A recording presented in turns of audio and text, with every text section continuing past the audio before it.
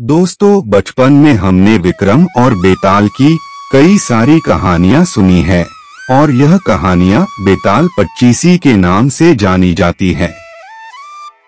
राजा विक्रमादित्य के न्यायप्रियता और दानशीलता की चर्चा पूरे देश में होती थी।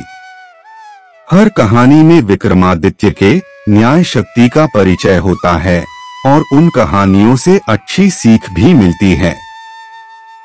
तो चलिए सुनते हैं हमारी बेताल पच्चीसी सीरीज की कहानी जो बेताल ने राजा विक्रमादित्य को सुनाई थी। कई बार कोशिश करने के बाद भी जब विक्रमादित्य बेताल को अपने साथ ले जाने में असफल हुए, फिर भी उन्होंने हार नहीं मानी और पेड़ के पास जाकर बेताल को पकड़कर अपने कंधे पर बिठाकर ले गए। अब शर्त के अनुसार बेताल ने फिर से कहानी सुनाना शुरू कर दिया और इस बार कहानी थी सर्वश्रेष्ठ वर कौन। उज्जैन नगरी में वीरदेव नाम के राजा का शासन था। वीरदेव जितना पराक्रमी था, उसकी रानी उतनी ही रूपवती थी। दोनों राजा रानी खुशी से अपने राज्य में रह रहे थे, परंतु उन्हें एक ही कमी सदैव महसूस होती थी कि उनके कोई संतान नहीं है। संतान पाने की इच्छा से दोनों सदैव मंदाकिनी के तट पर जाकर तपस्या करते थे। एक ही दिन भोलेनाथ रानी से प्रसन्न हुए और एक आकाशवाणी हुई कि तुम्हें एक पुत्र और एक रूपवती पुत्री की प्राप्ति होगी। 1 वर्ष बीता और रानी ने एक साहसी पुत्र को जन्म दिया और पुत्र के बाद एक पुत्री को जन्म दिया। पुत्री अत्यंत ही सुंदर थी, उसकी सुंदरता के आगे अप्सराएं भी फीकी लगती थी। राजा ने अपने पुत्र का नाम शूरवीर और पुत्री का नाम अनंगर्ती रखा। अब अनंगर्ती युवा हो चुकी थी और उसकी सुंदरता के चर्चे दूर दूर तक फैले थे। बहुत से राजकुमार राजा से राजकुमारी का हाथ मांगने आए, परंतु राजा को एक भी वर योग्य नहीं लगा। अंत में राजा ने राजकुमारी से कहा कि बेटी, तुम्हारे लिए मैंने बहुत से वर देखे, परंतु मुझे एक भी अच्छा नहीं लगा। मैं चाहता हूँ कि तुम स्वयंवर कर लो। बेटी ने जवाब नहीं कि पिताजी, मुझे इस कार्य में लज्जा महसूस हो रही है। आप मेरे लिए एक ऐसा वर खोजना प्रारंभ करें जो किसी कला में श्रेष्ठ हो। अब राजा ने बेटी के अनुसार एक सर्वश्रेष्ठ कला प्रेमी वर की खोज शुरू कर दी।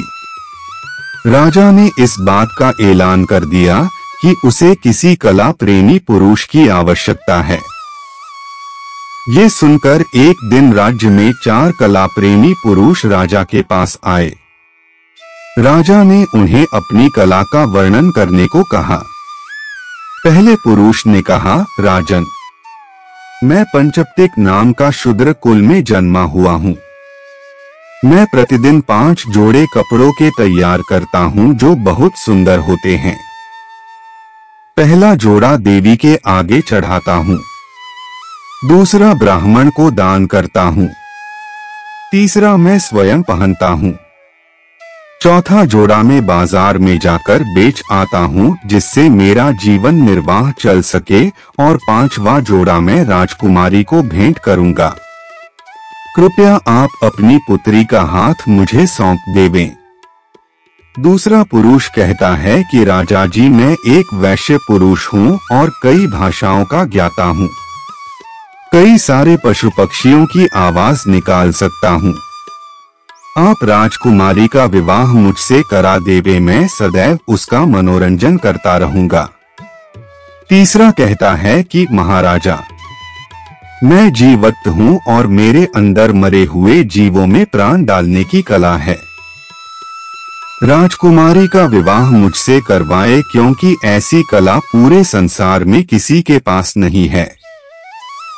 चौथा पुरुष बोला कि महाराज, मैं खड्गधर हूँ और क्षत्रिय कुल का हूँ। मैं खड्ग विद्या में कुशल हूँ, इसमें मुझे कोई भी नहीं हर सकता है। आप राजकुमारी का विवाह मुझसे करो, क्योंकि मैं सदैव उसकी रक्षा करूंगा। चारों की कला पर चिंतन करके राजा सोचने लगा कि अनंगर्ती के लिए कौन श्रेष्ठ वर हो सकता है। इतने में बेताल रुक गया और बोला, राजन तुम बताओ कि राजकुमारी अनंगर्ती के लिए कौन बेहतर वर होगा। राजन ने उत्तर दिया कि हमेशा 5 जोड़ी कपड़े बनाने वाले से विवाह करके राजकुमारी को क्या फायदा होगा। पशु पक्षियों की आवाज निकालने वाले से विवाह करने का कोई लाभ नहीं, क्योंकि इससे कुछ समय का मनोरंजन मिलेगा।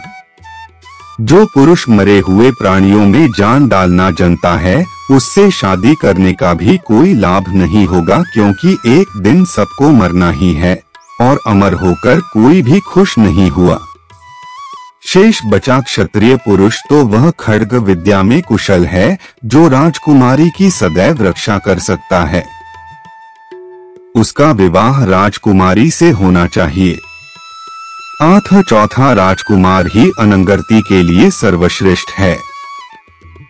इतने में बेताल फिर से पेड़ पर जाकर लटका। दोस्तों कमेंट करके बताएं कि आपको हमारी यह कहानी कैसी लगी। पसंद है तो इसे लाइक और शेयर करें और ऐसी ही मजेदार कहानियां सुनने के लिए चैनल को सब्सक्राइब करना ना भूलें। मिलते हैं जल्दी ही एक और नई कहानी के साथ, तब तक स्वस्थ और खुश रहें। नमस्कार।